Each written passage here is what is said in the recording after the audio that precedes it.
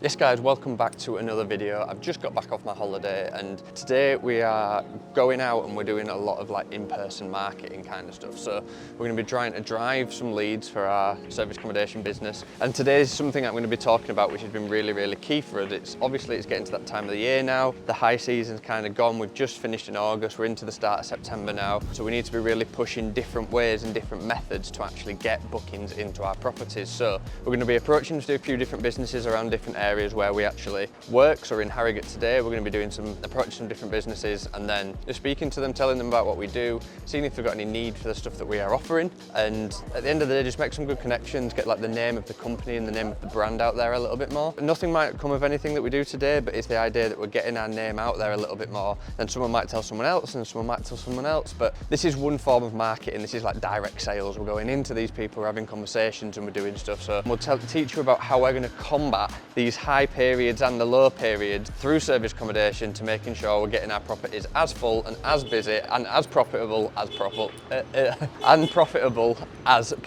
It's a mouthful, bloody hell.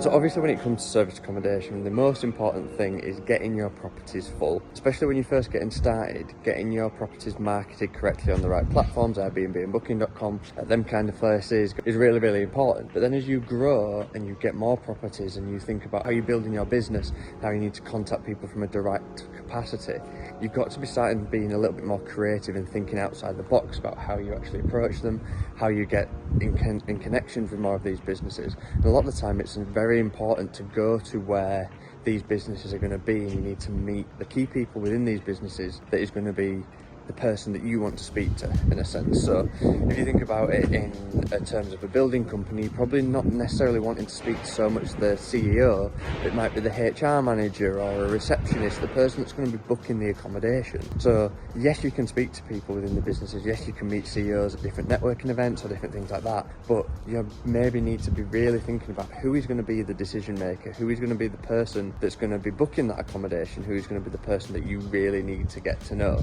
So there's a lot of different ways of doing this, getting bookings into your properties direct. There's a lot of different things to think about to make sure that they're working and moving the best you possibly can. But yeah, I hope it was informative, guys. A lot of the people that are actually joining our Past the Booking community, we're diving deeper into these kind of topics in the community. So if you're interested in that, you can join that through the link below. And we're going to be diving into this even more and more in the future, getting them properties booked out. And also we have a directory, so for when our properties can't accommodate the bookings that we get, we can pass them along to other people as well. So if you guys want to go and join the community, the links are in the description and we can see you over there. So obviously we've been looking at some of our refurb properties recently. You know that we're dabbling in the buy, refurb, refinance kind of model, as well as trying to get our service accommodations filled up a little bit more. And actually just walked past a surveyor's office there and we just thought, oh, you know, we'll just pop in and show them the property that we've got, see if we can get any advice on it. And they've been saying basically that because the property that we've got, it's obviously got cracks, we can see that there's probably some form of level of subsidence. It might actually be better to skip getting the survey and just get the structural engineers out, because they might be able to give us some more advice on it. So obviously we want to know the extent of the damage, but for a structural survey, are they really just going to come out and go, yeah, there's a crack there? And then we need to get the engineers out anyway. So obviously we need to look into pricing and see what's going to be worthwhile. But if you're going to have to pay a surveyor to come out and do a report and then read through all the report and then send the report to a structural engineer who's going to come out and say what they could have said straight away just by seeing it, it's kind of pointless. So it's good to get advice about that and just talking to other people that are in it to say whether it's actually worth us getting it or not. And they wanted to sell us a survey, and then she was giving us proper advice about saying, okay, well, actually the survey might not be the best idea. So I like things like that as well, where they're about helping you, not just about profiting from it as well.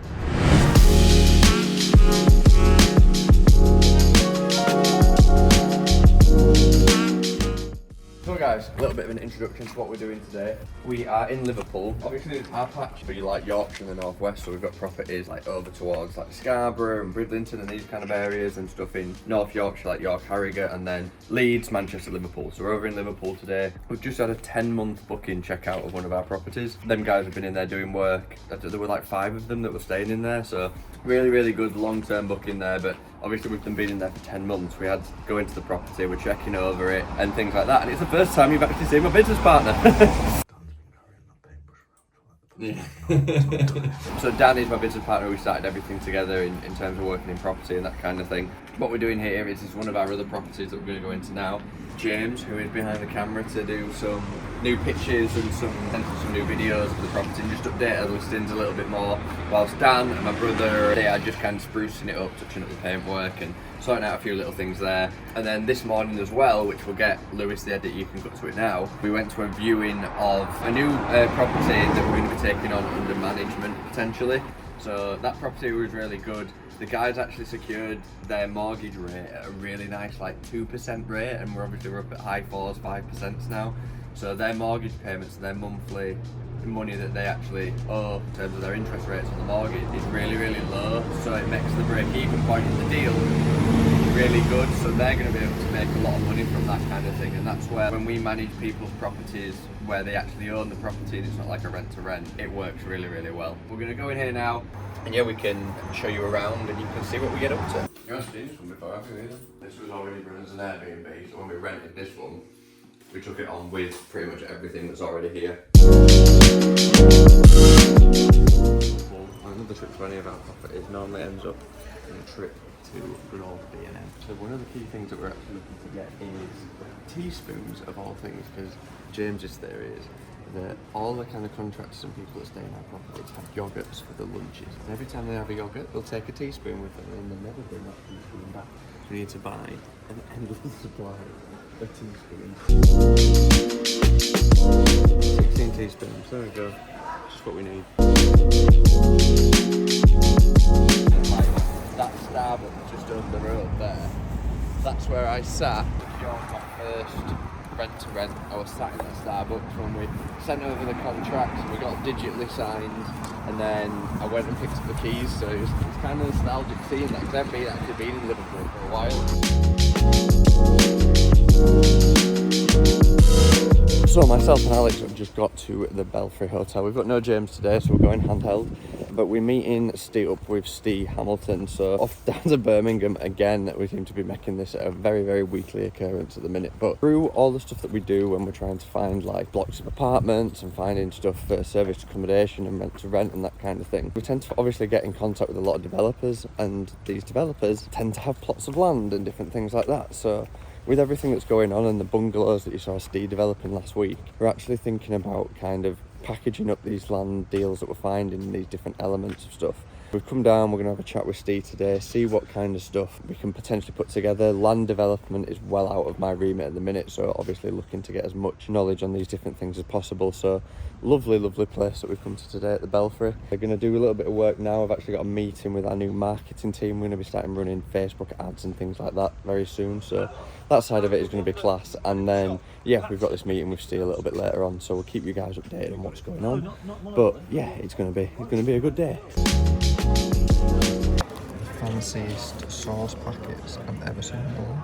So guys, we've been going over the land deals that we've been looking at and the development opportunities. There were 3 different deals that we had available at the minute. There was one that was commercial to residential, like a factory in an area near us. Then there was another one which was a plot of land that already had planning. And there's another one that there's a plot of land that used to have planning as a hotel. That's lapsed now, and now we're looking at potentially building a service station on it. So I've been running through the numbers with Steve. The general numbers that you look at is obviously like you need your purchase price, your build costs, and then your end value, and then you can work out what kind of return you need. So in the commercial to residential one, the factory conversion, the numbers did look pretty good initially, but then when you start taking off all the extra costs that you get, like obviously the planning and the checks that you need, the planning, the fees that like in development you have something called like around stamp duty, and then there's just so many other like hidden cost kind of things like architecture fees and all these kind of stuff that you're going to need to make sure things are going to work. So because of all that, it kind of killed a lot of the profit that were in the deal. And then when we were looking at the service station stuff, because it's to a commercial capacity, the numbers on that look like it can work really well, and it's on a really, really key road that is going to get a lot of like traffic and a volume of traffic past it. So hopefully there's something in the works, but you guys will stay updated in it. But I just wanted to let you know that it's a numbers game with this. Like we might look at like 20, 30 different projects, and at the end of the day, like one might even be worth viewing. And now like you might need then 10 that are actually worth viewing to actually get a project that's worth investing in and exploring further. But yeah, some really good conversations today, and even though we drove 2.5 hours to come down here, it's been really worth it, because we've had some really good chats with some pretty good contacts and things like that we work with in the future. Yeah, it looks a bit better. Well, you're in it too. You got good. I'm sorry. So we've just finished off the day with Steve. Like I said before, it's been class. Not only has Steve kind of sat and given us time, it is 7:30 on a Friday night. We're just about to set off back home, and Steve sat with us. He's gone over some of our business plans. We've just shot the shit a little bit and just had some good chats, but so nice him giving us his time, isn't it? Just being around and talking and getting his opinion on everything of what we're doing, and where we need to go, like what kind of things we should be focusing on and whatnot. And again, it's always about surrounding yourself and being around people that are above you and like helping. Like, I love helping people, and that's why I make content, and that's why I focus on things. It's why I have my own mentorship and trainings around the rent-to-rent stuff, but because I like to help people and pull other people up to the level that we're at. And then obviously it's so important then to be reaching out and to look for other people that are further ahead than you and where you want to be, and kind of going further forward with that. And Steve today spent about 4 or 5 hours sat around with us, helping us out with just business strategy, where we should be focusing, kind of mindset towards stuff and whatnot. And it's just been an insane day, taking a lot out of it. And Steve, if you are watching this, thank you very much. Massively appreciate it.